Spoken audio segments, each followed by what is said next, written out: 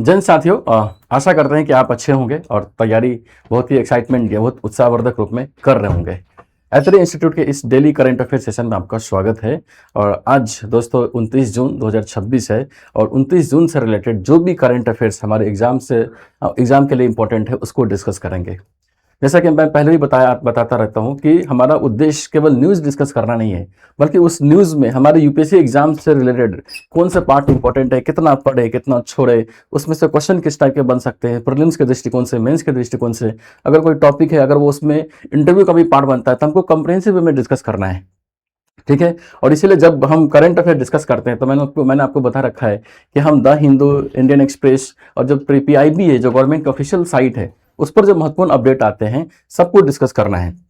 उसमें national international news तो रहेगा ही, खासकर जो हमारा सब्जेक्ट है जैसे पॉलिटी है, इकोनॉमी है, इन्वायरमेंट है, साइंस एंड टेक है, गवर्नेंस का पार्ट है, सिक्योरिटी का पार्ट है, जो भी हमारे एग्जाम से रिलेटेड इंपॉर्टेंट होगा हम उसको डिस्कस करेंगे। ठीक है। अब अगर करंट अफेयर्स के हिसाब से देखोगे तो डेली अगर आप करंट अफेयर्स का एनालिसिस करेंगे तो उसमें बहुत सारी चीज़ ऐसी होती है जो हमारे एग्जाम से रिलेटेड या एग्जाम के सिलेबस से लिंक करता है। लेकिन अगर आप पीवाईक्यू देखेंगे और सिलेबस देखेंगे तो कायदे से उसमें 10% भी इंपॉर्टेंट नहीं होता है, 10% से ज़्यादा का कंटेंट होता ही नहीं। और इसीलिए बहुत जरूरी हो जाता है कि हमको कितना पढ़ना है और कितना छोड़ना है, और वही सिंप्लीफाई मैं अपने सेशन के जरिए करने की कोशिश करूंगा। इसलिए जब भी आपको ये लेक्चर अब देखिए तो साथ में नोट्स बनाने की कोशिश जरूर करें और अंत तक बने रहे, क्योंकि जो भी इशू हम डिस्कस करेंगे वो हमारे एग्जाम से रिलेटेड काफी इंपॉर्टेंट है। ठीक है, तो आगे बढ़ते हैं, डिस्कशन शुरू करते हैं। शुरुआत में मैं हमेशा ये बताता हूं कि हमारा जो डिस्कस करने का जो पॉइंट है, हम बेसिकली इसमें जो रिसोर्सेज हम फॉलो कर रहे हैं, रिसोर्सेज काफी ऑथेंटिक है। और अगर कायदे से इस तीनों रिसोर्सेज के जो भी काम की चीजें उसको मैं डिस्कस करने का प्रयास करूंगा, तो ये तीनों रिसोर्सेज बहुत ऑथेंटिक है और यूपीएससी के एग्जाम में कई बार क्वेश्चन आ चुका है। तो द हिंदू हम फॉलो करेंगे, आपको पता ही है। इंडियन एक्सप्रेस से रिलेटेड भी अगर मान लो इनमें से कोई आर्टिकल ऐसा है जो हमारे एग्जाम से रिलेटेड काफी इंपॉर्टेंट है तो वो डिस्कशन का पार्ट बनता है। उसके बाद है प्रेस इन्फॉर्मेशन ब्यूरो, जो गवर्नमेंट की ऑफिशियल साइट है। इस बार जो यूपीएससी 2026 के अगर आप पेपर देखेंगे, इसमें बहुत सारे क्वेश्चन ऐसे थे जो डायरेक्ट पीआईबी से लिंक हुए थे। इसलिए हमारी कोशिश ये होनी चाहिए कि पीआईबी पर भी अगर कोई अपडेट आया है और वो हमारे सिलेबस से लिंक करता है तो वो डिस्कशन का पॉइंट बनता है, और मैं ऑलरेडी आपके सेशन के जरिए उसको कवर करने की कोशिश करूंगा। बस आपको करना क्या है, अंत तक इसको देखना है, इस लेक्चर को अच्छे से समझना है, और कोई भी डाउट हो आप कमेंट में हमसे पूछिए। ठीक है। चलिए, तो पहले हम देख लेते हैं आज का हमारा एजेंडा क्या है। आज हम कौन कौन से टॉपिक डिस्कस करने वाले हैं। तो बेसिकली हम ये 5 आर्टिकल डिस्कस करेंगे, और 5 आर्टिकल में सबसे पहला हमारा है कि भारत की डिजिटल संप्रभुता के सामने क्या क्या चुनौती है। आपको पता है कि जिस तरह से भारत की जो अधिकांश जो तकनीकी क्षमता है ना, वो विदेशी तकनीक पर, या बोल सकते हैं कि विदेशी कंपनियों पर बहुत ज्यादा निर्भर है। विदेशी कंपनियों पर बहुत ज्यादा निर्भर है, तो सवाल उठता है कि अगर सरकार अपनी संप्रभुता के अकॉर्डिंग कुछ भी डिसीजन ले, कुछ भी फैसला सुनाए, तो उसमें बहुत सारे विदेशी कंपनियां क्या करती हैं, विरोध करती है ना। और इसी वजह से ये सवाल उठता है कि भारत की जो डिजिटल संप्रभुता है उसके सामने एक चुनौती है। अभी हाल ही में जब नीट का एग्जाम हुआ तो उसमें टेलीग्राम बैन करने की बात उठी, तो सरकार का ये अपना फैसला था, और एक संप्रभु देश होने के नाते सरकार अगर एग्जाम के सुचारू संचालन के दृष्टिकोण को ध्यान में रखते हुए अगर टेलीग्राम बैन कर रहा है तो ये सरकार का आंतरिक फैसला है, वो व्यवस्था से जुड़ा हुआ है। लेकिन टेलीग्राम के जो ऑनर है उन्होंने इस पर टिप्पणी किया था और भारत सरकार की जो कार्रवाई है उसकी निंदा की थी। तो निंदा क्रिया प्रतिक्रिया वो एक अलग इशू है, लेकिन कम से कम भारत सरकार ने जो डिसीजन लिया है वो अपनी संप्रभुता के अकॉर्डिंग डिसीजन लिया है। और उस पर चूंकि विदेशी कंपनी पर निर्भरता ज्यादा है तो विदेशी कंपनी, विदेशी रेगुलेशन वो कभी कभी बाधा क्रिएट कर देता है, और इसी वजह से ये टॉपिक हमको डिस्कस करना है। प्रीलिम्स के नजरिए से तो देखेंगे ही, मेंस के लिए ये टॉपिक काफी इंपॉर्टेंट है और इंटरव्यू में क्वेश्चन पूछा जा सकता है, क्योंकि हाल ही में जिस तरह से टेक्नोलॉजी के क्षेत्र में जो एडवांसमेंट हो रहा है और भारत जो पिछड़ गया है एक तरह से, और भारत कोशिश भी कर रहा है, तो उस सेंस में ये बनता है डिजिटल संप्रभुता। अभी हाल ही में लद्दाख में हेमिस मस्तो जो फेस्टिवल है उसका एक सुचारू रूप से आयोजन हुआ है। तो हेमिस फेस्टिवल क्या है उसको डिस्कस करना है, क्योंकि आपको पता है कल्चर जो हिस्ट्री वाला पार्ट है उसमें कोई भी जो कल्चर है ना, कोई फेमस पर्सनालिटी है, अगर वो न्यूज़ में है तो यूपीएससी के लिए वो टॉपिक इंपॉर्टेंट बन जाता है, क्योंकि यूपीएससी अगर वो चर्चा में आए हैं तो यूपीएससी को लगता है कि उसे क्वेश्चन पूछा जाना चाहिए। तो हम इसको भी डिस्कस कर लेंगे। ऑपरेशन आर्मी स्टैंड, ये वेनेजुएला में जो भूकंप आया है तो उसमें भारत सरकार ने एक मानवीय सहायता देने के लिए ये ऑपरेशन आर्मी स्टैंड स्टार्ट किया है, इसको भी डिस्कस करना है। बंकिम चंद्र चट्टोपाध्याय, इनकी अभी जयंती थी, है ना, 27 जून को, तो इनसे रिलेटेड डिस्कशन आया है, इनको समझना है। प्राइम मिनिस्टर ने एक तरह से बधाई भी दिया है। और लास्ट है नियाकोलो कोबा राष्ट्रीय उद्यान, सेनेगल में। ये बेसिकली एक नेशनल पार्क है, राष्ट्रीय उद्यान है। इसमें ग्लोबल इन्वायरमेंट फैसिलिटी ने कुछ डोनेशन दिया है, IUCN इसको डोनेशन को देख रेख करेगा और कोशिश करेगा कि इस नेशनल पार्क में जो बायोडाइवर्सिटी है उसके कंजर्वेशन के लेकर जो इनिशिएटिव है उसको आगे बढ़ाया जाए। तो ये नेशनल पार्क न्यूज़ में है। और इन्वायरमेंट, आपको पता है हमारे यूपीएससी के एग्जाम में प्रीलिम्स में खासकर जो इंडियन फॉरेस्ट सर्विस है उसका भी प्रीलिम्स सिविल सर्विसेज के साथ ही होता है, ठीक है। तो इन्वायरमेंट का वेटेज बहुत बढ़ जाता है, क्योंकि जब भी कोई स्पेसीज, कोई नेशनल पार्क, कोई मान लो कोई ऐसा इनिशिएटिव है, कोई प्रोटोकॉल है, कोई कन्वेंशन है जो इन्वायरमेंट से जुड़ता है, तो वो हमारे एग्जाम के लिए काफ़ी इंपॉर्टेंट हो जाता है। इसीलिए इस नेशनल पार्क को भी डिस्कस करेंगे, ठीक है। बेसिकली ये हमारा आज का एजेंडा है। हम स्टार्ट करते हैं भारत की डिजिटल संप्रभुता की जो चुनौती है पहले आर्टिकल से, ठीक है। तो ये हमारा पहला आर्टिकल, भारत की डिजिटल संप्रभुता की चुनौती है। तो इसमें ना पहले कॉन्टेक्स्ट क्या है ये समझ लो। कॉन्टेक्स्ट अगर देखेंगे तो कॉन्टेक्स्ट पढ़िए, जिस तरह से हाल के दिनों में साइबर हमला बढ़ा है और जो ग्लोबल जो जियोपॉलिटिक्स है उसमें जो टेंशन हुआ है ना, तो खासकर जो डिजिटल इंफ्रास्ट्रक्चर है और उस डिजिटल इंफ्रास्ट्रक्चर के संदर्भ में जो भारत की निर्भरता है विदेशों पर, उससे ना भारत की डिजिटल संप्रभुता के सामने खतरा पैदा किया है। कैसे? तो चीनी सॉफ्टवेयर एसए क्लाउड के माध्यम से भारतीय सीसीटीवी नेटवर्क की हैकिंग करने की कोशिश की गई थी 2026 में, मतलब अभी कुछ दिन पहले की बात है। और फिर उसके प्रतिबंधों के कारण, है ना, प्रतिबंधों के कारण देखोगे तो 2025 में नायर एनर्जी के सर्विसेज को एक तरह से बंद करना पड़ गया था, एक तरह से व्यवधान उत्पन्न हो गया था। क्यों? क्योंकि जो सीसीटीवी लगा हुआ था उसको हैक करने की कोशिश की गई थी चाइनीज टेक्नोलॉजी के माध्यम से, क्योंकि उसमें जो तकनीक है वो चाइना से इन्फ्लुएंस था, चाइना बेस्ड तकनीक था। इस वजह से जो एक एनर्जी इंफ्रास्ट्रक्चर है ना, उसमें व्यवधान पैदा हो गया था। और इसी संदर्भ में भारत सरकार ने जो डिसीजन लिया, जो कार्रवाई करने की कोशिश की, उस कार्रवाई करने की कोशिश की वो कहीं ना कहीं विदेश में बैठे किसी आदमी के द्वारा, किसी कंपनी के द्वारा जो इनिशिएटिव, जो घटना हो रही है उसके संदर्भ से जोड़ता है। और भारत का डिसीजन बोल सकते हैं कि वो विदेशी कंपनी के जो हित है, विदेशी कंपनी का जो डिसीजन है उससे भी लिंक होता है। तो कोई भी निर्णय देगा उसमें व्यवधान पैदा होगा, तो डिजिटल संप्रभुता के सामने चुनौती भी है। इस वजह से ये आर्टिकल न्यूज में है। तो पहले हम डिजिटल संप्रभुता को समझते हैं, ठीक है, कि ये क्या है और फिर क्या क्या चुनौती है उसको भी डिस्कस कर लेंगे, ठीक है। डिजिटल संप्रभुता, सबसे पहले आपको संप्रभुता का मतलब समझना होगा कि संप्रभुता का मतलब क्या होता है। संप्रभुता, है ना, सोवरेनिटी बोलते हैं इंग्लिश में, ठीक है। तो जैसे मान लो ये मान लो इंडिया है, एक रफ मैंने डायग्राम बनाया है। अब इंडिया है तो ये एक इंटरनल मामला है और फिर ये एक्सटर्नल मामला है मान लो। तो बेसिकली अगर इंडिया अपने हितों को पूरा करने के लिए इंटरनल और एक्सटर्नल जो भी डिसीजन है इंडिया से रिलेटेड, है ना, जो भी निर्णय है, अगर निर्णय वो खुद से कर पा रहा है, इसका मतलब क्या है, संप्रभु है।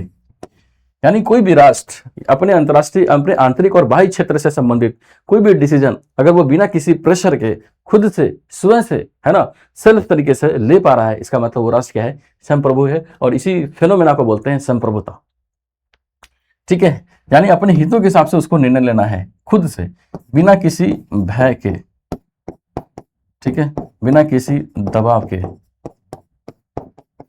तो ये संप्रभुता का बेस्ट एग्जांपल है। यानी अगर संप्रभुता पूछे तो संप्रभुता बेसिकली किसी भी राष्ट्र के आंतरिक और बाह्य मामलों से संबंधित कोई भी डिसीजन अगर वो राष्ट्र स्वयं ले पा रहा है, खुद से ले पा रहा है, बिना किसी भय के, बिना किसी बाह्य जो कंट्री है उसके दबाव के, इसका मतलब वो राष्ट्र क्या है, संप्रभु है। संप्रभुता का ये बेस्ट एग्जांपल है। आपको पता है कि जब भारत रशिया से बहुत सारा तेल खरीदता है। तो ऐसा कहते हैं कि यूएसए ने टैरिफ का दबाव डाल के रशिया के साथ जो तेल हमारा जो एक्सपोर्ट जो इंपोर्ट हम कर रहे थे रशिया के साथ, रशिया से, उस पर एक तरह से बाउंडेशन क्रिएट कर दिया था, बाधा क्रिएट कर दिया था। और फिर हमने अब क्या किया था, तेल की जो आयात थी उसको कम किया था। इस पूरे सिनेरियो में एक सवाल उठा था कि भारत अगर अमेरिका के दबाव में अपने फैसले बदल रहा है, अपने निर्णय बदल रहा है, या उसको प्रभावित कर रहा है अमेरिका का दबाव, इसका मतलब भारत की संप्रभुता का उल्लंघन हो रहा है। ठीक है। तो जब भी कोई कंट्री अगर वो संप्रभु है, इसका मतलब बाह्य और आंतरिक मामलों में वो खुद से डिसीजन लेगा, बिना किसी भय, बिना किसी अदर कंट्री के दबाव के। यही मतलब है संप्रभुता। तो डिजिटल संप्रभुता जोड़ दो तो हम बोल रहे हैं कि डिजिटल स्पेस में अगर कोई राष्ट्र अपने हितों को ध्यान में रखते हुए खुद से डिसीजन ले रहा है, तो वो राष्ट्र क्या हो गया, डिजिटली रूप से संप्रभु है। ठीक है। तो इसी चीज को डिजिटल संप्रभुता से अगर हम जोड़ दें,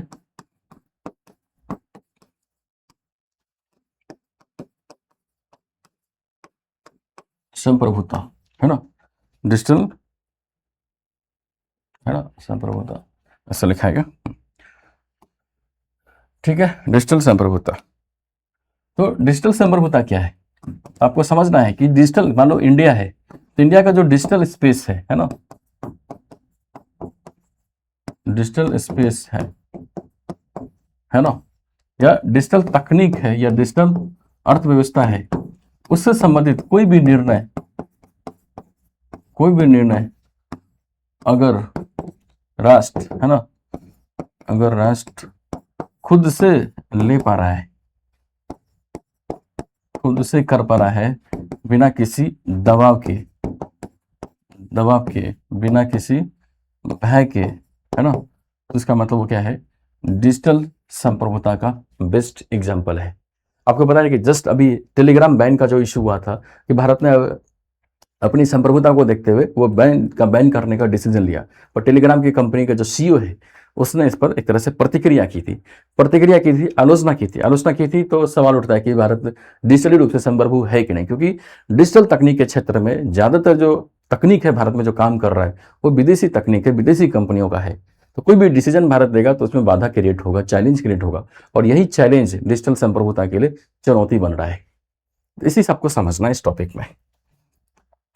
तो अगर संप्रभुता का परिभाषा अगर कोई बोले तो आप बता देना कि संप्रभुता मतलब सोवरेनिटी, और संप्रभुता बेसिकली किसी भी राज्य की सर्वोच्च, स्वतंत्र और अंतिम निर्णय लेने की उसकी शक्ति है।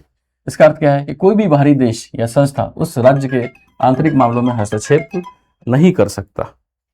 ठीक है, नहीं कर सकता, और राज्य अपने निर्णय स्वयं लेने के लिए वो स्वतंत्र है। यही मतलब है संप्रभुता का। देख रहे हैं कि अगर अपने देश पर स्वयं शासन करने और बिना किसी बाहरी दबाव के निर्णय लेने के अधिकार ही संप्रभुता कहलाता है। यानी कोई डर या कोई दबाव के बगैर अगर कोई कंट्री डिसीजन ले रहा है, निर्णय कर रहा है, मतलब वो क्या है, संप्रभु है। इंटरनेशनल सिनेरियो में आप देखते होंगे, इंटरनेशनल रिलेशन में, कि जब भी कोई कंट्री किसी अदर कंट्री के आंतरिक मामलों में हस्तक्षेप करता है, तो सबसे पहले सवाल उठता है उस कॉन्टेक्स्ट में कि एक कंट्री ने दूसरे कंट्री की जो संप्रभुता है उसका उल्लंघन किया। अमेरिका जब वेनेजुएला के राष्ट्रपति को उठाकर उसके बेडरूम से जब उठा के वापिस अमेरिका लिया, तो इस पूरे घटनाक्रम में एक चीज बहुत ट्रेंडिंग में रहा कि वेनेजुएला की संप्रभुता का उल्लंघन किया यूएसए ने। आपको पता है कश्मीर वाले रीजन से, जो पाक ऑक्युपाइड कश्मीर है, वहां से चाइना एक कॉरिडोर बना रहा है, चाइना पाकिस्तान इकोनॉमिक कॉरिडोर। अब वो भारत के आंतरिक मामलों में चाइना का हस्तक्षेप है। तो इस पूरे घटनाक्रम में भारत किस चीज का दावा करता है, भारत दावा करता है कि हमारे संप्रभुता का उल्लंघन है, क्योंकि वो जो हिस्सा है वो हमारा आंतरिक हिस्सा है, और उसमें चाइना बिना मेरी मर्जी के, बिना मेरी परमिशन के वो कॉरिडोर बना रहा है। मतलब जो डिसीजन लिया है भारत उसको लागू नहीं कर पा रहा है, चाइना उसमें बाधा क्रिएट करते रहा। यानी ये जो सिनेरियो क्या है, संप्रभुता का उल्लंघन दिखाता है। ठीक है, तो डिजिटल संप्रभुता क्या है, तो डिजिटल संप्रभुता, डिजिटल स्पेस में भारत का डिसीजन खुद से होना चाहिए। यानी किसी देश की अपनी डिजिटल अवसंरचना, डेटा, तकनीक, साइबर स्पेस और डिजिटल नीतियों पर अगर स्वतंत्र एवं प्रभावी नियंत्रण है, यानी वो क्या है, डिजिटली रूप से संप्रभु है।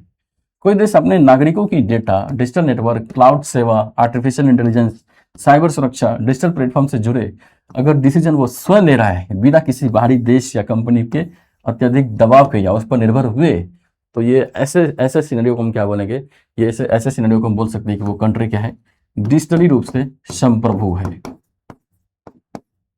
और यही डिजिटली संप्रभुता का एग्जाम्पल है। तो कायदे से भारत का डिसीजन खुद का होना चाहिए, है ना, डिजिटल स्पेस से संबंधित, डिजिटल तकनीक से संबंधित। लेकिन जब भी भारत कोई डिसीजन लेता है तो उसमें बाधा क्रिएट करता है, क्योंकि विदेशी कंपनी पर हमारी निर्भरता अधिक है। आपको पता है, जब मेटा, जो एक्स पर कोई टिप्पणी होती है, उस पर भारत सरकार एक तरह से एक्शन लेती है कि मान लो कोई ऐसा टिप्पणी हो गया जो आंतरिक सुरक्षा के लिए खतरा है, या किसी के मानहानि, किसी का बोल सकते हैं कि गरिमा को उल्लंघन कर रहा है, तो भारत सरकार एक निर्देश जारी करती है कि उस वीडियो को या उस कॉन्टेक्स्ट को या उस जो पोस्ट है उसको हटाओ। उसमें मेटा प्रतिक्रिया भी करता है, ट्विटर प्रतिक्रिया भी करता है, रिएक्ट भी करता है, कभी कभी मना भी कर देता है। अगर मना कर दे रहा है मतलब भारत के आंतरिक मामलों में भारत का जो डिसीजन है उसमें एक तरह से हस्तक्षेप है, यानी डिजिटल संप्रभुता का उल्लंघन है। तो डिजिटल संप्रभुता को समझना है और चुनौती है, क्यों? क्योंकि विदेशी कंपनी पर बहुत ज्यादा निर्भर है। ठीक, अब देखो, भारत सरकार ने डिजिटल संप्रभुता को आगे बढ़ाए रखने के लिए कुछ प्रयास भी किया है। इसका बेस्ट एग्जाम्पल है आपका यूपीआई। अब बताएं, यूपीआई भारत ने खुद बनाया है, ये भारत की अपनी इनिशिएटिव है ना, स्वदेशी बोल सकते हैं कि स्वदेशी तकनीक है। अब अगर स्वदेशी तकनीक है तो यूपीआई के संदर्भ में भारत कोई भी डिसीजन बिना किसी दबाव के ले पाएगा, बिना किसी बाधा के ले पा रहा है, और इसीलिए डिजिटल संप्रभुता की दिशा में एक कोशिश है। आपको पता है, भारत ने आधार इनिशिएटिव लॉन्च किया है, डिजी लॉकर जैसी चीजों को लॉन्च किया है। ये सब भी क्या है? डिजिटल संप्रभुता का बेस्ट एग्जाम्पल है, क्योंकि ये भारत की अपनी तकनीक है। इस दोनों क्षेत्र में भारत के विदेशी कंपनियों पर कोई निर्भरता नहीं है। और अगर इस तरह से भारत स्वदेशी तकनीक को बढ़ावा दे रहा है, यानी उस केस में भारत की विदेशी निर्भरता कम हो रही है, और स्वदेशी तकनीक के संदर्भ में जो भी डिसीजन होगा भारत बिना किसी दबाव के ले पाएगा, बिना किसी बाधा के ले पाएगा। तो ये सारा प्रयास क्या है? डिजिटली या डिजिटल संप्रभुता की दिशा में एक कोशिश है। ठीक है, अब देखना चैलेंज कैसे क्रिएट करता है, क्योंकि हम बहुत तरीके से निर्भर है विदेशी कंपनी पर, और जब निर्भर है तो डिजिटल संप्रभुता के सामने एक चुनौती क्रिएट करता है। जैसे देखना, मोबाइल ऑपरेटिंग सिस्टम, भारत में जितने भी मोबाइल यूज करते हैं उसमें जो ऑपरेटिंग सिस्टम है, चाहे वो एंड्रॉयड हो गया वो गूगल का है, iOS हो गया वो एप्पल का है, ये दोनों क्या है? विदेशी कंपनी है। ये दोनों विदेशी कंपनी है। तो इस संदर्भ में अगर सरकार कोई डिसीजन दे रहा है, भारत सरकार कोई निर्णय ले रही है मान लो, तो उसमें आपको पता है कि ये कंपनी की भी सहमति लेनी होगी। जब सहमति लोगे तो बेसिकली कंपनी का जो निर्णय है वो प्रभावित हो रहा है विदेशी कंपनी के डिसीजन से, और इसलिए डिजिटल संप्रभुता के सामने समस्या क्रिएट करता है, चैलेंज क्रिएट करता है। आगे देखना, सेमीकंडक्टर। आपको पता है, मोबाइल में, लैपटॉप में, कार में, इलेक्ट्रिक व्हीकल, डिफेंस इक्विपमेंट में, एआई सर्वर में, सब में चिप्स यूज करते हैं, और चिप्स बनाने के लिए सेमीकंडक्टर की जरूरत पड़ती है। और ये सेमीकंडक्टर कहाँ से आता है? सेमीकंडक्टर आता है आपका ताइवान से, है ना, चाइना से बेसिकली। यानी बोल सकते हैं कि सेमीकंडक्टर के लिए हमारी डिपेंडेंसी क्या है? फॉरेन कंट्री पर, विदेशी कंपनी पर है, विदेशी देशों पर है ना, अदर कंट्री पर है। तो इस केस में चाइना चाह सकता है कि भाई चिप कोई ऐसा चिप भेजे जो हमारे रक्षा उपकरण में यूज हो रहा है, उसको बाद में वो हैक कर ले, बाद में उसको खराब कर दे, बाद में उसको लॉक कर दे, है ना, ये संभावना बनती है। ये संभावना बनती है तो भारत कोई भी डिसीजन लेगा वो चाइना का जो डिसीजन है उससे इन्फ्लुएंस हो रहा है, प्रभावित हो रहा है। इसका मतलब डिजिटल संप्रभुता का उल्लंघन हो रहा है, एक तरह से समस्या क्रिएट कर दे रहा है उसके सामने, क्योंकि हम विदेशी कंपनी पर बहुत निर्भर है। आगे देखना, जो सोशल मीडिया ऐप्स है, जैसे आप मेटा प्लेटफॉर्म जैसे फेसबुक चलाते हो, इंस्टाग्राम चलाते हो, व्हाट्सएप चलाते हो, गूगल यूज करते हैं। अब इन सब ऐप पर बहुत सारे, आपको पता है कि कभी कभी किसी पोस्ट की वजह से समस्या क्रिएट कर देता है। उस समय सरकार कोई निर्णय करती है कि इस पोस्ट को डिलीट कर दिया जाए या हटा दिया जाए। जब हटाने का डिसीजन लेता है तो वो निर्णय स्वतंत्र तरीके से थोड़ी ना होता है, उस निर्णय में इस कंपनी से भी सहमति लेने की कोशिश करते हैं, और जब सहमति लेने की कोशिश करते हैं तो बोल सकते हैं कि भारत सरकार का निर्णय बेसिकली वो क्या है? विदेशी कंपनी के डिसीजन से प्रभावित हो रहा है, इन्फ्लुएंस हो रहा है। इसका मतलब कभी कभी ये कंपनियां बाधा भी क्रिएट कर देती है, कभी कभी मानने से मना भी कर देती है। इसका मतलब डिजिटल संप्रभुता के सामने चुनौती है। यानी ये सब सिनेरियो क्या दिखा रहा है कि भारत कितने बड़े लेवल पर डिजिटल तकनीक के क्षेत्र में विदेशी कंपनी पर निर्भर है, और ज्यादा निर्भरता होगी तो डिजिटल संप्रभुता के सामने उतना ही चुनौती होगा।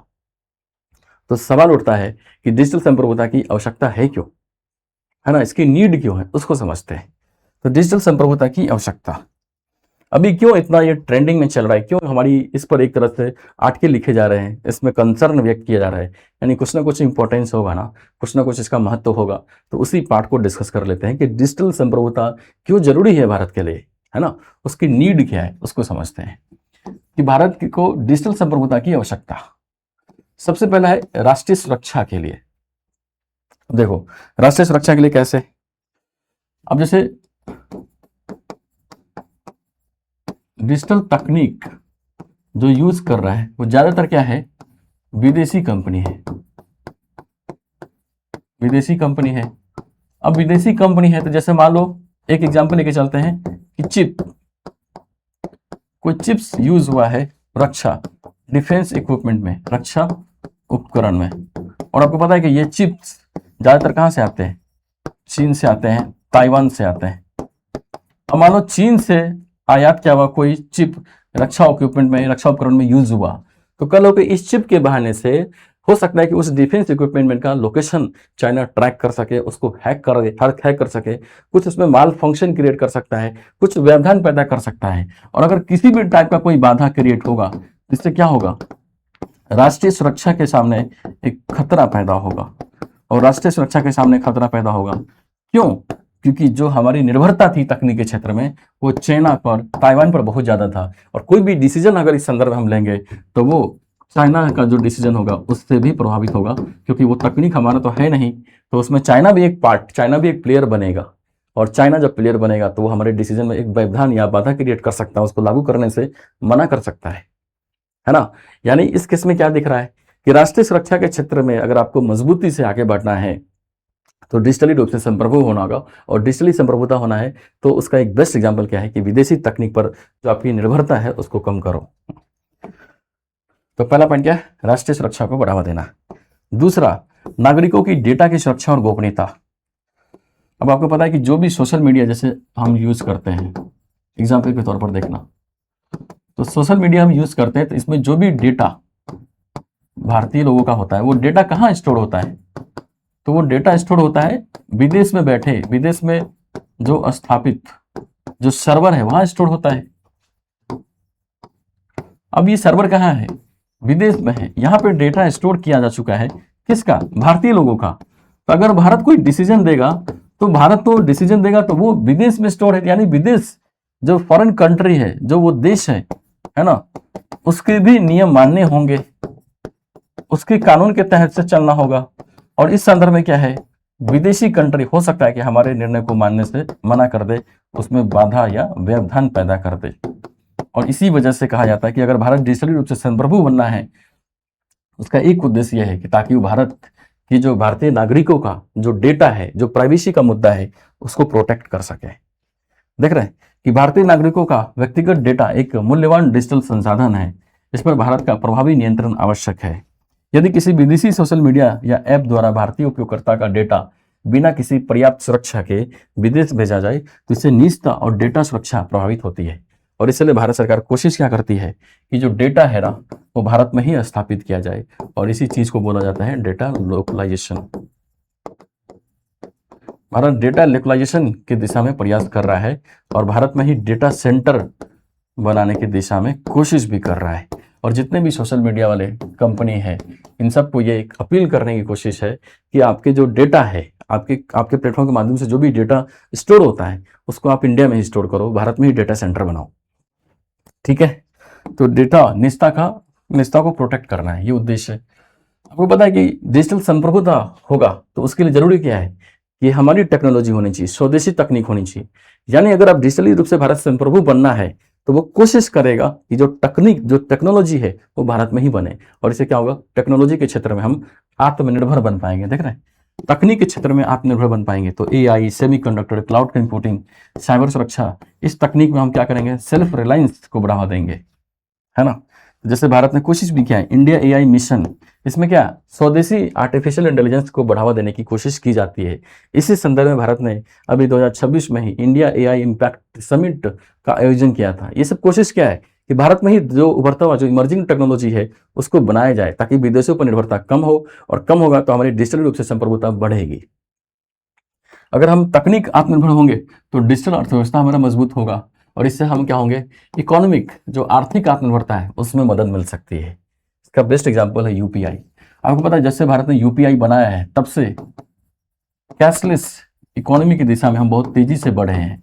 और कैशलेस इकोनॉमी की दिशा में तेजी से बढ़े तो आज परिणाम क्या है, एक रिक्शा चालक भी वो यूपीआई यूज करता है जो बहुत पढ़ा लिखा नहीं है, यूपीआई के माध्यम से डिजिटल इकोनॉमी का पार्ट बन गया है ना। ये फाइनेंशियल इंक्लूजन का पार्ट बन गया है और बहुत बड़े लेवल पर ये अर्थव्यवस्था को मजबूत कर रहा है ना। तो ये सब फायदे हैं, इन सब की वजह से भारत को डिजिटल संप्रभुता की दिशा में आगे बढ़ना है, यानी डिजिटली रूप से संप्रभु बनना है। लेकिन अगर सवाल उठता है कि अगर इतना ही नीड है, इतनी ही जरूरत है, तो फिर हम बढ़ क्यों नहीं पा रहे, यानी कुछ समस्या है, कुछ चुनौती है। अब हम देख लेते हैं नेक्स्ट पार्ट में कि डिजिटल संप्रभुता के सामने क्या क्या चुनौती है। जैसे पहली चुनौती तो वही है जो कॉमन पॉइंट है कि विदेशी कंपनियों पर हमारी बहुत ज्यादा निर्भरता है। ठीक है, तो विदेशी कंपनी पर अब भारत की कोई भी तकनीक ले लो आप, ठीक है, सोशल मीडिया भी यूज करते हैं तो हम उसमें आपको क्या है, फेसबुक हो गया, व्हाट्सएप हो गया, है ना, ये सब क्या है, विदेशी तकनीक है। ठीक, उसके बाद क्लाउड सर्विस के लिए भी हम विदेशों पर निर्भर है।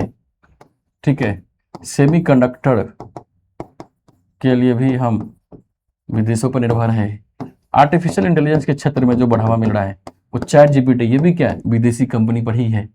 मोबाइल में जो ऑपरेटिंग सिस्टम यूज होता है, चाहे एंड्रॉयड हो गया या आईओएस हो गया, ये भी विदेशी कंपनी ही है, गूगल का है एंड्रॉयड। अब इस इतने बड़े लेवल पर हम क्या है, विदेशी तकनीक पर निर्भर है। तो जाहिर सी बात है इस संदर्भ में जो भी हम डिसीजन लेंगे वो डिसीजन ये विदेशी कंपनी हमको निर्णय को मानने से रोक सकता है। और इसीलिए भारत के डिजिटल संप्रभुता के सामने बिगेस्ट चैलेंज है, सबसे बड़ी बाधा है ये। ठीक है, तो ये बात है। जैसे देख रहे हो गूगल एंड्रॉयड, एप्पल है ना, मेटा, ये सब यूज करते हैं, अमेजन वेब सर्विस, ये सब कंपनियों पर भारत के क्या है, निर्भरता है। तो जब तक निर्भरता होगी तब तक डिजिटल संप्रभुता पूरी तरह से नहीं आ पाएगी। दूसरा पॉइंट है कि डेटा सुरक्षा और सीमा पार डेटा प्रवाह। अब भारत में जो भी लोगों का है ना, भारत के नागरिकों का जो भी डेटा है, तो वो डेटा क्या हो रहा है, फ्लो कर रहा है। डेटा फ्लो करके कहाँ जा रहा है, विदेश में स्थित सर्वर में।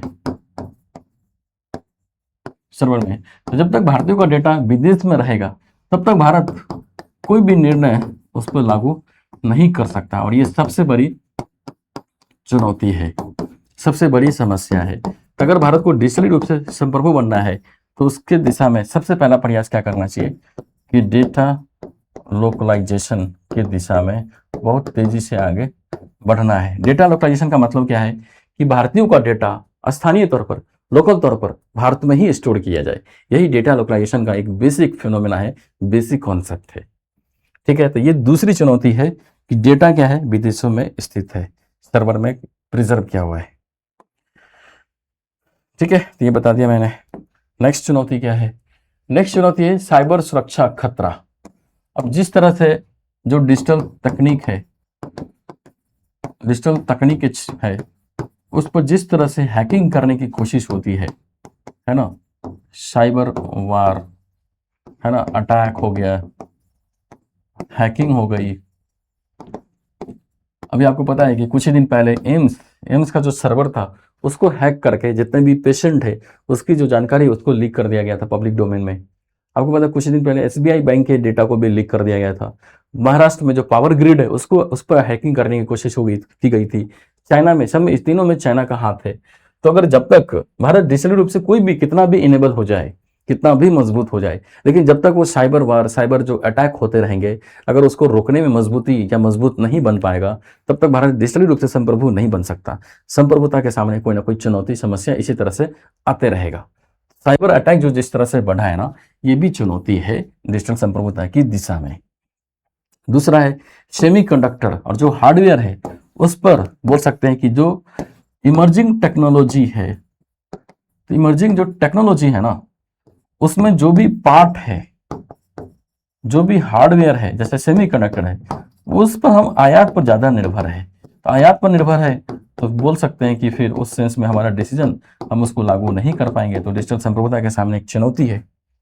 ठीक है, तो भारत को कोशिश करना चाहिए कि जो सेमीकंडक्टर के क्षेत्र में यानी जो भी एक समस्या है उसको दूर करने के लिए भारत स्वदेशी तौर पर सेमीकंडक्टर बनाए या चिप बनाए। आपको पता है भारत ने इसी दिशा में कोशिश किया है। विक्रम नाम का एक चिप बनाया है जो स्वदेशी तकनीक, स्वदेशी पहल के माध्यम से है। इंडिया सेमीकंडक्टर मिशन भारत ने लॉन्च किया है ताकि सेमीकंडक्टर के क्षेत्र में हम आत्मनिर्भर बन पाए। तो ये चुनौती भारत को दिख रहा है ना, और इस चुनौती को दूर करने के लिए भारत सरकार ने बहुत सारे कोशिश भी किया है। तब थोड़ा सा हम कोशिश समझ लेते हैं, भारत सरकार ने क्या प्रयास किया है उसको समझ लेते हैं। देख लो कि भारत की डिजिटल संप्रभुता को प्राप्त करने के लिए भारत सरकार ने क्या क्या पहल किया है। तो सबसे पहले वही हार्डवेयर और कंप्यूटर के क्षेत्र में जो भी हम पार्ट्स हैं, तो जो भी हम आयात करते हैं ना, तो आयात पर निर्भरता को कम करने के लिए क्या कोशिश किया गया है कि जैसे देखो सेमीकंडक्टर के क्षेत्र में जो भी डिपेंडेंसी है उसको खत्म करना है, उसको कम करना है। तो सरकार ने लॉन्च किया है इंडिया सेमीकंडक्टर मिशन। इसका उद्देश्य क्या है? सेमीकंडक्टर को बढ़ावा देकर घरेलू चिप का निर्माण किया जाए। और जो विक्रम चिप भारत का क्या है? घरेलू चिप है। इसी तरह से कोशिश करनी है इमर्जिंग जो तकनीक है जैसे इंडिया एआई मिशन, इसके माध्यम से सॉवरन एआई को बिल्डअप करने की कोशिश की जा रही है, जो भारत का अपना एआई हो।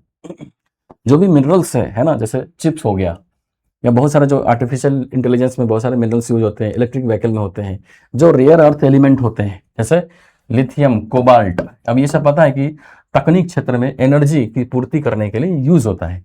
तो उस पर डिपेंडेंसी खत्म करने के लिए सरकार ने नेशनल क्रिटिकल मिनरल मिशन ये लॉन्च किया है। ये भी क्या है? एक दिशा है, एक प्रयास है कि डिजिटली क्षेत्र में हम सेल्फ रिलायंस बन पाए। उसके लिए जो जरूरी रॉ मटेरियल है वो भी भारत में ही पैदा हो, तभी हम पूरी तरह से डिजिटली रूप से संप्रभु बन सकते हैं। फिर देखो प्लेटफॉर्म और डिजिटली कोशिश की गई कि डिजिटली क्षेत्र में कुछ प्लेटफॉर्म भारत में ही विकसित किया जाए। जैसे यूपीआई बनाने की कोशिश है, आधार बना दिया है ना, डिजी लॉकर बना दिया है। ये सब कोशिश क्या है कि जो भी प्लेटफॉर्म जो इमर्जिंग है, जो किसी क्षेत्र से संबंधित है ना, उस क्षेत्र में उस तकनीक को पूरा करने के लिए भारत अपना प्लेटफॉर्म बनाए, है ना, स्वदेशी आत्मनिर्भर बने। और यूपीआई इसका बेस्ट एग्जाम्पल है, आधार इसका बेस्ट एग्जाम्पल है। जितना मजबूत हो पाएगा भारत उतना ही डिजिटल रूप से संप्रभु हो पाएगा। कानून सुरक्षा भी कोशिश की गया है। जैसे एक मूल समस्या क्या था? डेटा फ्लो, डेटा प्राइवेसी, है ना, उसको प्रोटेक्ट करने के लिए भारत सरकार ने कानून बनाया है 2023 में, डिजिटल व्यक्तिगत डेटा संरक्षण अधिनियम, है ना, डिजिटल पर्सनल डेटा प्रोटेक्शन अधिनियम है 2023। इसकी कोशिश की गई है कि डेटा लोकलाइजेशन की दिशा में एक प्रयास है। और ये भारत को डेटा के क्षेत्र में यानी डेटा संप्रभु, है ना, डेटा की प्रोसेसिंग करने के लिए एक संप्रभु कानून बनाने का प्रयास किया गया है भारत के द्वारा। और ये कोशिश क्या है कि डेटा का फ्लो सीमा पार यानी बाउंड्री के पार नहीं होना चाहिए, विदेशी स्थित सर्वर में न स्टोर करके भारत में स्टोर किया जाए, ये भी कोशिश है। ठीक है, इससे क्या दिख रहा है कि डिजिटल जो सॉवरेनिटी है, डिजिटल जो एक तरह से संप्रभुता है, वो क्यों जरूरी है मैंने ये बता दिया, उसकी क्या डेफिनेशन है वो समझा दिया, क्या चुनौती है वो बता दिया, और चुनौती को दूर करने के लिए सरकार ने क्या पहल किया है, हर एंगल से डिस्कस किया है। तो अगर मेंस का ज़्यादा इंपॉर्टेंट टॉपिक बनता है तो मेंस में क्वेश्चन कैसे पूछेगा उसको देख लो। तो इस क्वेश्चन को आप लोगों को लिखना है, लिख लोगे तो एक बेसिक प्रैक्टिस हो जाएगी। और अगर कोई डाउट हुआ तो आप कमेंट में आप मेरे से इसका सॉल्यूशंस या इसके बारे में कोई भी डाउट हो आप पूछ सकते हैं। क्वेश्चन देखिए, कह रहा भारत की डिजिटल अर्थव्यवस्था के तीव्र विस्तार के बावजूद cloud computing, semiconductor, artificial intelligence और डिजिटल प्लेटफॉर्म के क्षेत्र में विदेशी निर्भरता बनी हुई है। ठीक है, विदेशी निर्भरता बनी हुई है। इस कथन के आलोक में डिजिटल संप्रभुता के समक्ष चुनौतियों एवं समाधान पर चर्चा कीजिए। तो आपको क्या करना है, पहले डिजिटल संप्रभुता क्या है इसकी एक बेसिक परिभाषा दे दीजिए, फिर क्या चुनौतियां ये डिस्कस करिए, क्या समाधान हो सकता है उसको डिस्कस करिए, सरकार का क्या इनिशिएटिव है वो बता दो। ये क्वेश्चन कंप्लीट हो जाएगा। जितना मैंने बताया है उसी से ये क्वेश्चन बनेगा। आसान है क्योंकि डिजिटल संप्रभुता ट्रेंडिंग में है और बार बार इससे रिलेटेड क्वेश्चन आता रहे। इसको कर लेना है ताकि अगर यूपीएससी मेंस में क्वेश्चन पूछे तो आपके पास ऑलरेडी एक कंटेंट हो। प्रीलिम्स में क्वेश्चन किस टाइप का पूछा जाएगा, ऐसे पूछा जा सकता है।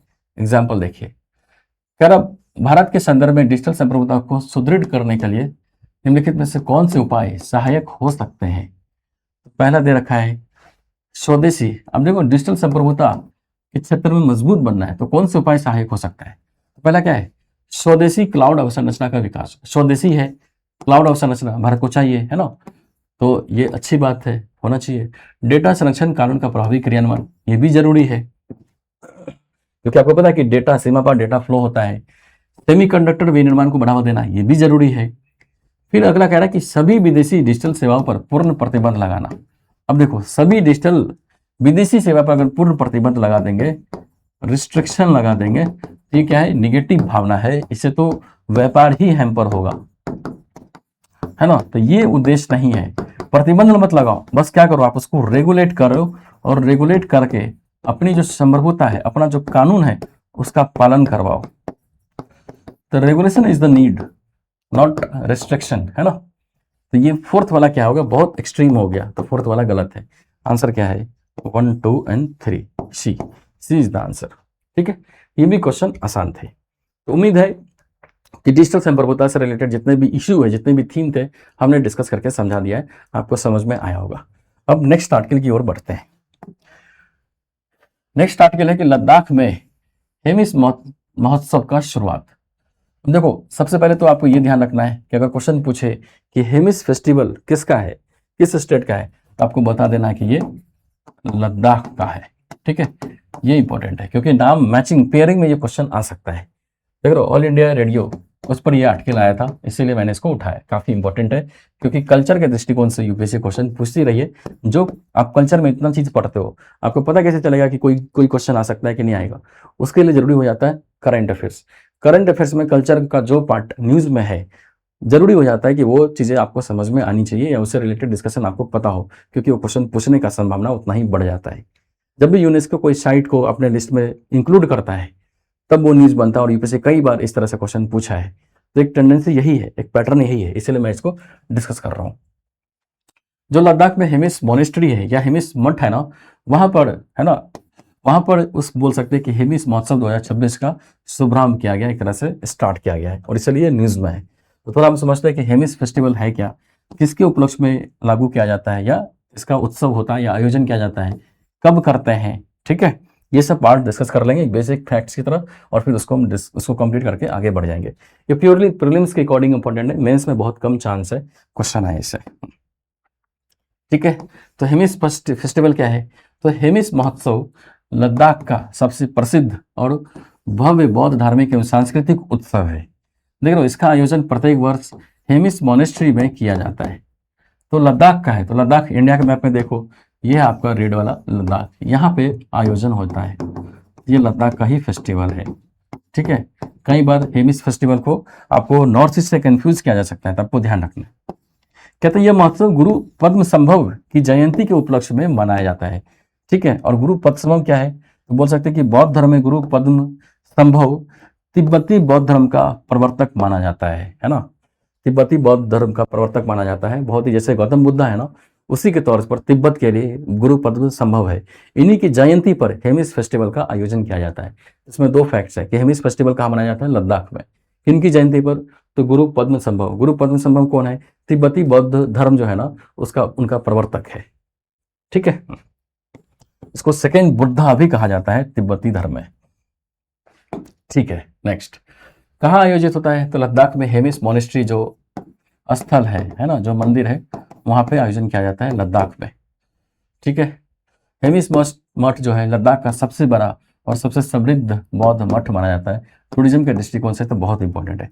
कब मनाया जाता है, तो यह उत्सव देखेंगे तो तिब्बती चंद्र कैलेंडर के 5वें महीने में मनाया जाता है, जो सामान्यतः जून जुलाई के बीच पड़ता है। तो अभी क्या है आपका जून चल रहा है, 29 जून है आज, तो ये इसी के बीच में ये आयोजन होता है, जून जुलाई के बीच में ये मनाया जाता है। ठीक है, क्लियर है। अब देखो हेमिस फेस्टिवल जो उत्सव होता है उसमें बहुत सारे कार्यक्रम भी होते हैं। तो सबसे पहले क्या होता है, छम नृत्य होता है, छम डांस। इसमें एक फैक्ट और आ गया कि छम डांस अगर पूछे तो क्या बोलेंगे, ये क्या है, लद्दाख में होता है। किसके उपलक्ष्य में, तो हेमिस फेस्टिवल के उपलक्ष्य में मनाया जाता है। बेसिकली इसमें मुखौटा यानी मास्क पहनकर बौद्ध भिक्षु क्या करते हैं, डांस करते हैं। कोशिश क्या है कि अच्छाई की बुराई पर विजय का प्रतीक है, इसको सेलिब्रेट करते हैं। जो निगेटिविटी है, जो निगेटिव पावर है, उसके विनाश का संदेश देने की कोशिश करते हैं। देखो, रंग बिरंगे मुखौटे पहनकर भिक्षु धार्मिक संगीत की धुन पर पारंपरिक डांस का एक पार्ट है। गुरु पद्म संभव की पूजा की जाती है इस अवसर पर, ठीक है। फिर उसके बाद थंगका का प्रदर्शन करते हैं।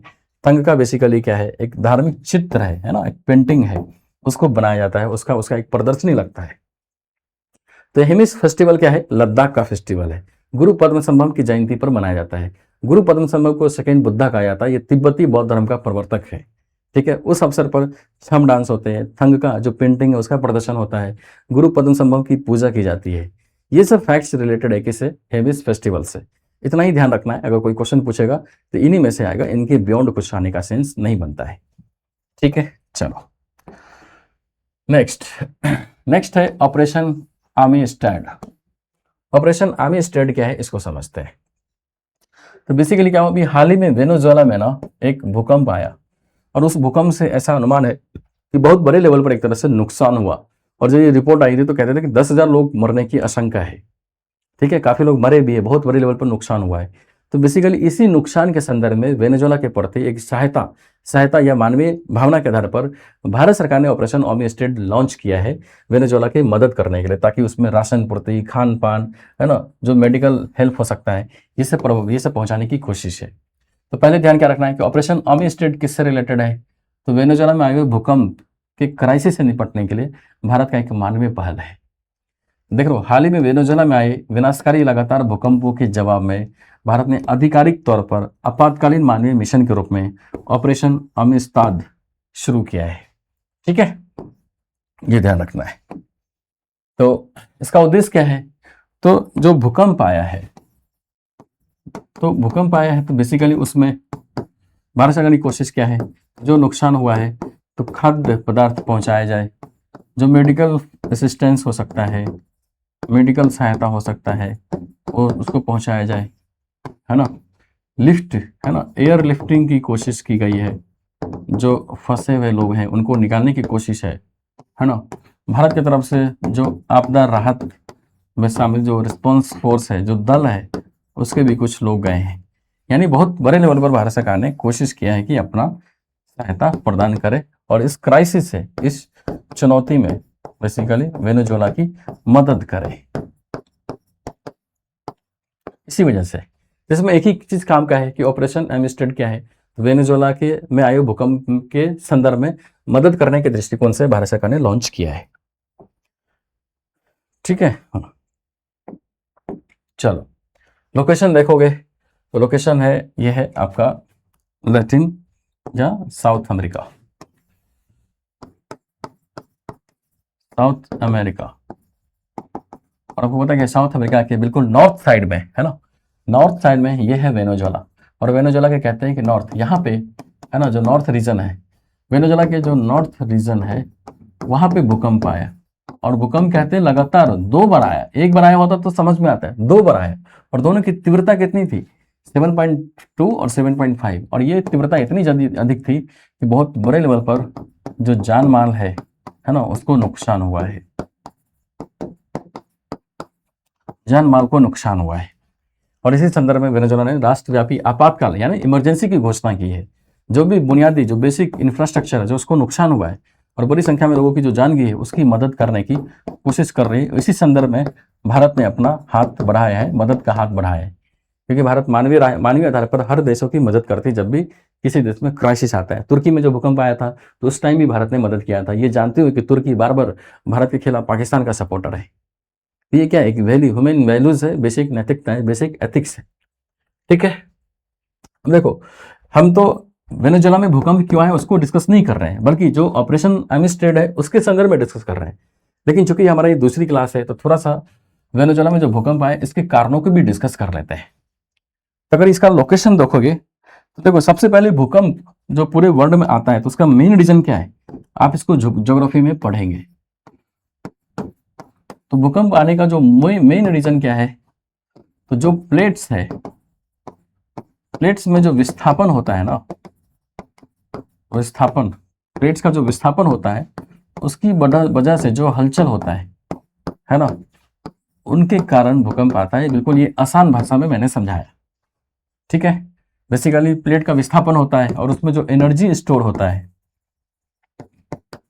ना, तो वो रिलीज होता है और उसी वजह से हलचल होता है और तब भूकंप आता है। तो ऐसा कहते हैं कि भूकंप 2 बार आया वेनेजुएला में और 2 बार आया, इसीलिए क्राइसिस ज़्यादा बढ़ गई।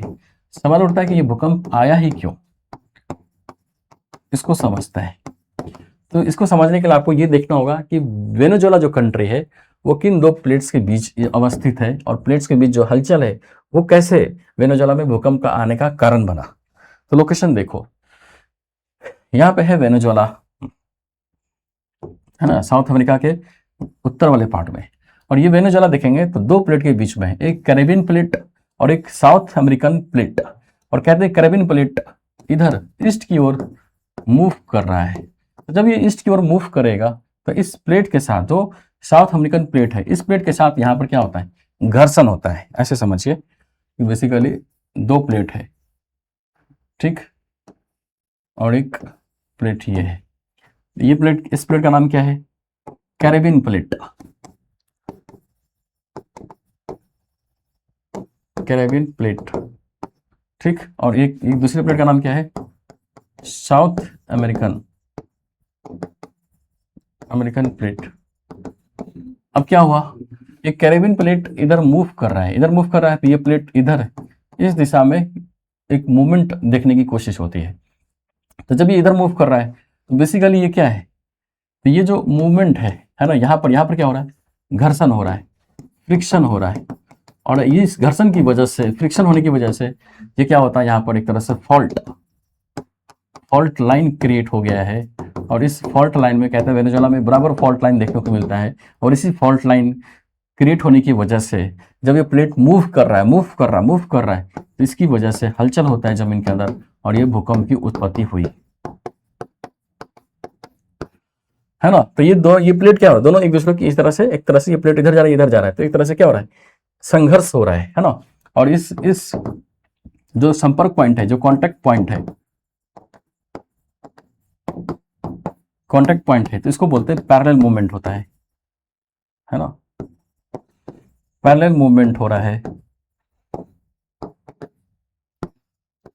आप ज्योग्राफी पढ़ोगे, जो 2 प्लेटों के बीच जो संचरण होता है, जो मूवमेंट होता है, वो 3 तरह के से होता है, एक अपसारी, एक अभिसारी, कन्वर्जेंट, डाइवर्जेंट और पैरेलल मूवमेंट। ये पैरेलल मूवमेंट का एग्जांपल है।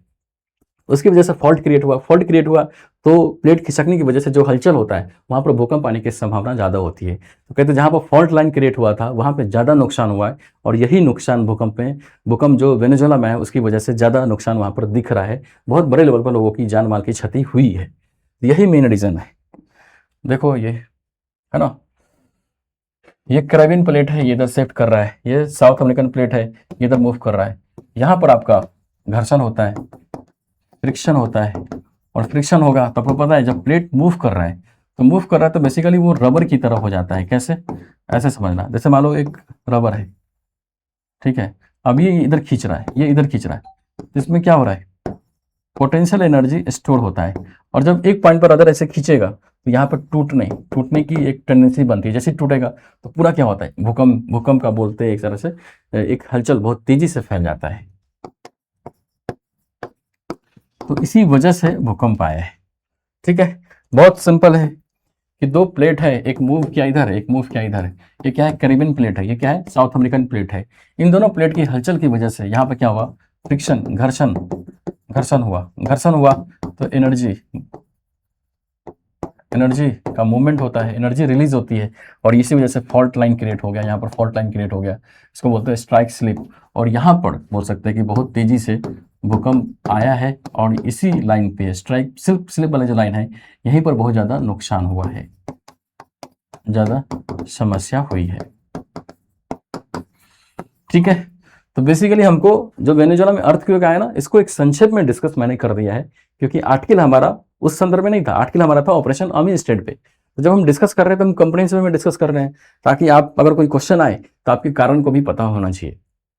तो ज्योग्राफी में अर्थक्वेक डिटेल में पढ़ेंगे, आप उसमें पढ़ते हैं कि भाई क्या कारण है, कैसे प्लेट का मूवमेंट होता है, किन 3 टाइप के होते हैं। उसमें से एक टाइप है पैरेलल मूवमेंट। पैरेलल मूवमेंट का एग्जांपल है Caribbean plate, south American plate जो पैरेलल तरीके से मूव कर रहा है, उसकी वजह से फॉल्ट लाइन क्रिएट हुआ, फ्रिक्शन हुआ, और वहां से जो प्लेट में हलचल हुई उसकी वजह से भूकंप आया वेनेजुएला में। और चूंकि फॉल्ट लाइन पर जहाँ पर जो रीजन था ऑलरेडी फॉल्ट लाइन क्रिएट हो गया था, वहां पर ज्यादा नुकसान हुआ। ठीक है, चलिए नेक्स्ट आर्टिकल देखते हैं। बंकिम चंद्र चट्टोपाध्याय, इनको समझना है, बंकिम चंद्र चट्टोपाध्याय। तो क्या हुआ, बंकिम चंद्र चट्टोपाध्याय 27 जून को इनकी जयंती थी, और इस अवसर पर प्रधानमंत्री ने विश किया है, एक तरह से जयंती के अवसर पर श्रद्धांजलि दी है इन्होंने। अब क्या है, ये न्यूज में है। आपको पता है कि जब भी यूपीएससी की नजर से जब भी कोई पर्सनालिटी न्यूज में है ना, और आपको पता जब बंगाल का इलेक्शन हुआ था तो उस टाइम बहुत बढ़ चढ़कर बंकिम चंद्र चटर्जी या बंकिम चंद्र चट्टोपाध्याय न्यूज में थे। चुनाव में, इलेक्शन के टाइम में इनकी वजह से वोट बैंक यानी वोट को खींचने यानी मतदाता को खींचने की कोशिश की जा रही थी। तो ये ऑलरेडी काफी टाइम से न्यूज में थे, तो कोई अतिशक्ति नहीं कि यूपीएससी क्वेश्चन पूछ ले, इसलिए टेंडेंसी बनता है क्वेश्चन आने का। तो हम इसको हर एंगल से डिस्कस कर लेंगे ताकि आपके पास एक बेसिक कंटेंट हो, एक बेसिक अंडरस्टैंडिंग हो, चाहे प्रीलिम से पूछे, मेन से पूछे, आप इसको लिख सको। ठीक है, तो समझते हैं क्या है बंकिम चंद्र चट्टोपाध्याय, कौन सा है। तो बेसिकली ये आधुनिक भारतीय साहित्य के महान लेखक, पत्रकार, चिंतक, राष्ट्रवादी विचारक थे, है ना। उन्होंने बंगाली उपन्यास, आधुनिक बंगाली उपन्यास का जनक भी कहा जाता है। बेसिकली बंकिम चंद्र चटर्जी एक तरह से क्या है, बंगाली यानी बंगाल क्षेत्र से बिलोंग करते थे, बंगाल के रहने वाले थे, लेकिन साहित्यकार, लेखक, पत्रकार, चिंतक, राष्ट्रवादी विचारक थे, राष्ट्रीय आंदोलन में काफी सक्रिय भी थे, है ना। उन्होंने साहित्य के माध्यम से राष्ट्रीय चेतना, स्वाभिमान और देशभक्ति का संदेश दिया। उनकी रचनाओं ने भारतीय स्वतंत्रता आंदोलन को वैचारिक प्रेरणा प्रदान की। और बंगाल में जो अनुशीलन समिति है, जो युगांतर है, ऐसा कहते हैं कि दोनों समिति में जो एक आंदोलनकारी जो गतिविधि हुआ, उनके पीछे मूल प्रेरणा क्या थी, बंकिम चंद्र चटर्जी की जो रचनाएं हैं, बंकिम चंद्र चट्टोपाध्याय की जो रचनाएं हैं, उनमें जो देशभक्ति की भावना है, जो राष्ट्र त्याग बलिदान की भावना है, उससे प्रेरित होकर ही वो सारे जो आंदोलनकारी थे वो आगे बढ़े।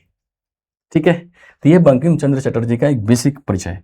देख रहे हैं, वंदे मातरम जो हमारा राष्ट्रीय गान है, उनके एक तरह से रचयिता है, उन्होंने ये बंकिम चंद्र चट्टोपाध्याय ने यही लिखा है उसको। ठीक है, इनका जन्म 27 जून 1838 को पश्चिम बंगाल के नौहाटी में एक पारंपरिक बंगाली परिवार में हुआ।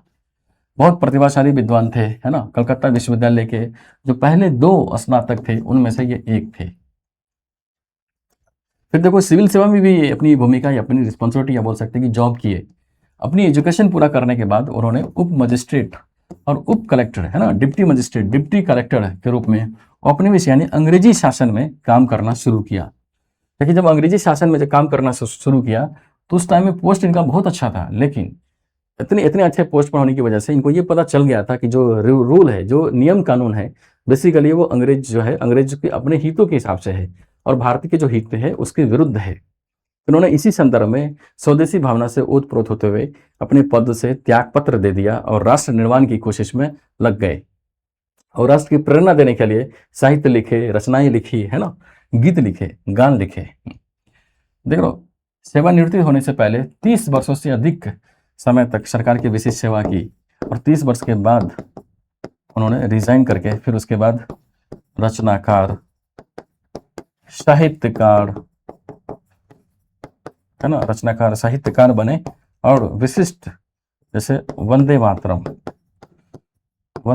जैसे गीत लिखे, जो हमारे आंदोलनकारी के लिए एक महत्वपूर्ण प्रेरणा का काम किया।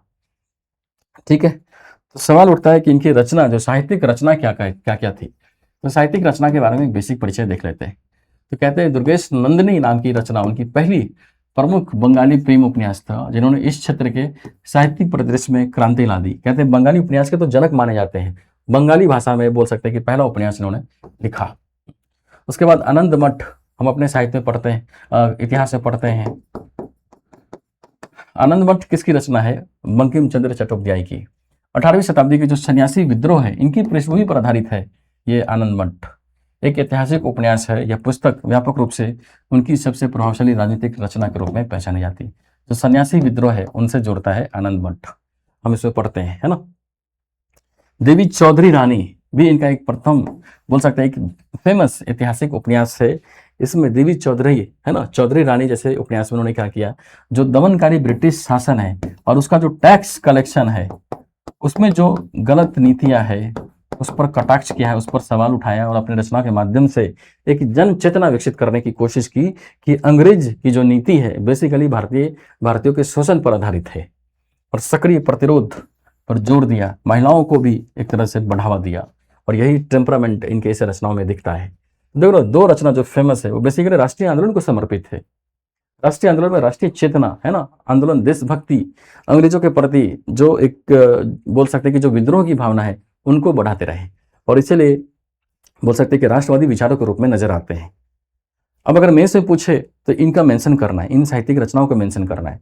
थोड़ा सा हम ये भी देख लेते हैं कि राष्ट्रीय आंदोलन में क्या योगदान है अगर ये इतने सारे रचनाएं लिख रहे हैं। तो सबसे पहले तो यह है कि वंदे मातरम है ना, स्वतंत्रता आंदोलन में बंकिम चंद्र चट्टोपाध्याय का योगदान क्या है। तो वंदे मातरम जो गीत है वो लिखा इन्होंने और वंदे मातरम कह सकते हैं कि पूरे आंदोलन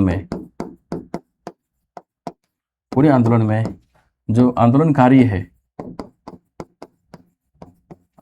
थे उनको प्रेरणा प्रदान किया और अंग्रेजों की दमन के विरुद्ध आंदोलन छेड़ने में सहायता मिली। ठीक है, फिर देखिए स्वतंत्रता आंदोलन के लिए प्रेरणादायक उद्घोष बन गया ये गीत।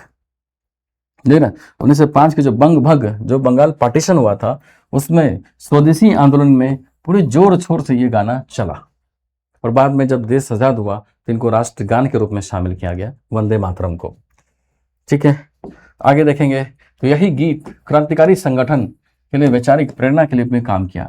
तो बोल सकते हैं बंकिम चंद्र चट्टोपाध्याय के जो भी रचना थे जैसे आनंद मठ, देवी चौधरी रानी, वंदे मातरम गीत, बेसिकली इन्होंने बोल सकते हैं कि स्वदेशी की चेतना विकसित की है ना, देशभक्ति की भावना पैदा की, त्याग बलिदान की भावना पैदा की और इनकी रचनाओं के पढ़कर अंग्रेजों का जो वास्तविक चरित्र है वो पता चला और फिर इनके शोषण मूलक जो नीतियां हैं उनके विरुद्ध विद्रोह की भावना को आगे बढ़ाया। इसका बेस्ट एग्जाम्पल है दो ऑर्गेनाइजेशन जो बंगाल में सक्रिय थे, एक अनुशीलन समिति, इन्होंने प्रेरणा प्राप्त की इनकी रचनाओं से, एक है जुगान्तर, इनके जो क्रांतिकारी थे इन्होंने भी प्रेरणा प्राप्त की इनकी रचनाओं से और इन दोनों आंदोलनकारियों ने या दोनों समिति ने अपने एक तरह से जो मंच है उनके माध्यम से स्वतंत्रता संग्राम में शामिल हुए और बंगाल में विद्रोह का एक बहुत बड़ा बिगुल फूका, जिसके पीछे मूल वैचारिक चेतना किनका काम कर रहा था, बंकिम चंद्र चट्टोपाध्याय का जो रचना है, जो साहित्य है, उनके अंदर जो देशभक्ति की भावना है वो प्रेरित कर रहे थे, इंस्पायर कर रहे थे। ठीक है, तो बंकिम चंद्र चटर्जी के बारे में जो कुछ पूछेगा, जितना डिस्कस मैंने बताया, चाहे प्रीलिम्स मेंस में, आपको इसी से लिखना है। ठीक है, अपना कॉन्टेक्स्ट थोड़ा सा बना के एक अच्छा सा भूमिका, एक अच्छा सा निष्कर्ष लिख देंगे, क्वेश्चन मेंस का भी कंप्लीट हो जाएगा। लास्ट में एक आर्टिकल आपको पढ़ना है, न्यूकोलोकोबा राष्ट्रीय उद्यान। बेसिकली हुआ क्या, ये एक नेशनल पार्क है। नेशनल पार्क कहां पर, अफ्रीका में एक देश है सेनेगल, उसका है ये। क्या हुआ, तो ग्लोबल इन्वायरमेंट फैसिलिटी ने लगभग 1.26 मिलियन डॉलर है ना, एक पैसा सहायता राशि दिया है। जैसे देखो, ग्लोबल इन्वायरमेंट फैसिलिटी ने सेनेगल के निकोलोकोबा नेशनल पार्क में जैव विविधता के संरक्षण के लिए लगभग 12.5 लाख अमेरिकी डॉलर की नई परियोजना को मंजूरी दी है। इस परियोजना का नेतृत्व कौन करेगा, IUCN, international union for conservation of nature. Basically ये सहायता राशि किस लिए दिया गया है, ताकि उस नेशनल पार्क में जो बायोडाइवर्सिटी जो प्रोटेक्शन है, जो कंजर्वेशन है, उसके एफर्ट्स को बढ़ावा दे। तो बेसिकली ये न्यूज़ हमारा इंपॉर्टेंट नहीं है, बल्कि इस न्यूज़ में जो नेशनल पार्क चर्चा में है वो न्यूज़ में है ना, वो हमारे प्रीलिम्स के अकॉर्डिंग न्यूज़ में बनता है, इंपॉर्टेंट बनता है, क्योंकि लोकेशन बेस्ड क्वेश्चन यूपीएससी बहुत पूछती रही है। तो जब भी इन्वायरमेंट में नेशनल पार्क भी बहुत टेंडेंसी आने का पूछने का है, तो नेशनल पार्क चर्चा में है ही, तो इसलिए मैंने इसको डिस्कस कर दिया। तो अगर क्वेश्चन पूछे कि निकोलोकोबा राष्ट्रीय उद्यान या नेशनल पार्क कहाँ पे है, तब बोल देना अफ्रीका के सेनेगल में है। लोकेशन देखिए, ये अफ्रीका है और यहाँ पे आप चले जाएंगे अफ्रीका के है ना वेस्ट साइड में है ये सेनेगल। ठीक है, तो इसको ध्यान में रखना है। वेस्ट साइड में है सेनेगल। अब देखो, ये हमने नेशनल पार्क बता दिया कि नियोकोलो कोबा राष्ट्रीय उद्यान कहाँ पे है, सेनेगल में है। और इसमें दो टर्म और है, दो बॉडी का जिक्र और है, ग्लोबल इन्वायरमेंट फैसिलिटी और दूसरा है आईयूसीएन। आईयूसीएन ही इस फंड को मैनेज करेगा, खर्च करेगा। तो थोड़ा सा ना ब्रीफ में मैं बता देता हूँ ग्लोबल इन्वायरमेंट फैसिलिटी क्या है, क्योंकि इन्वायरमेंट में दोनों बहुत अच्छे से पढ़ना है। इन्वायरमेंट में आप दो चीजें पढ़ोगे, एक है ग्लोबल इन्वायरमेंट फैसिलिटी और दूसरा है आपका basically IUCN. Basically global environment facility क्या है, तो ग्लोबल इन्वायरमेंट फैसिलिटी बेसिकली एक ऐसा मंच है, या बोल सकते हैं कि एक ऐसी इनिशिएटिव है जिसका मूल मकसद क्या है, जिसका मूल उद्देश्य क्या है। मूल उद्देश्य है कि विश्व में, है ना, वर्ल्ड के लेवल पर पर्यावरण के प्रोटेक्शन के लिए, पर्यावरण के समस्या के समाधान के लिए सहायता राशि प्रदान करना, समस्या के समाधान के लिए मदद करना, समाधान के लिए मदद करना, ये कोशिश है। ठीक है, तो ग्लोबल एनवायरनमेंट फैसिलिटी बेसिकली एक फाइनेंशियल मैकेनिज्म भी है, फाइनेंशियल मैकेनिज्म भी प्रदान करता है पैसे देने का पर्यावरण समस्या के समाधान के लिए। थोड़ा सा ब्रीफ में ही बता रहा हूँ, डिटेल में हम एनवायरनमेंट में इसको पढ़ते ही है। दूसरा है आईयूसीएन। क्या है? आईयूसीएन बेसिकली एक स्वतंत्र संस्था है जिसमें विभिन्न देश बोल सकते हैं कि शामिल है, शामिल। और बेसिकली ये भी पर्यावरण के संरक्षण के लिए, जीव जंतु है ना, एनवायरनमेंट के प्रोटेक्शन के लिए, फिर बायोडाइवर्सिटी के प्रोटेक्शन की दिशा में कोशिश करता है, प्रयास करता है, या विभिन्न देशों की मदद करता है। आप आईयूसीएन का आप रेड लिस्ट पढ़ते हो इन्वायरमेंट में, red list, endangered, critically endangered, है ना, एक्सटिंक्ट, ये सब किसका है? आईयूसीएन ही जारी करता है ना, उसके तहत ही पढ़ते हैं। ठीक है, तो ये दोनों पार्ट हमको इन्वायरमेंट में डिटेल में पढ़ना है। एक बेसिक परिचय के तहत मैंने बता दिया क्योंकि उसका जिक्र था इस आर्टिकल में। ठीक है, तो आपको ध्यान से रखना है, इसको डिटेल में पढ़ना है। तो अगर आज हम पूरे लेक्चर को समराइज करें तो बेसिकली हमने क्या पढ़ा आज, जो हमने रिकैप करने की कोशिश करें तो सबसे पहले हमने पढ़ा डिजिटल संप्रभुता का जो मुद्दा था वो पढ़ा हमने डिटेल में, प्रीलिम्स, मेंस और इंटरव्यू दोनों दृष्टिकोण से पढ़ लिया। उसके बाद हमने पढ़ा, उसके बाद हेमिस फेस्टिवल, हेमिस उत्सव के बारे में पढ़ा। फिर उसके बाद ऑपरेशन एमिस्टेड,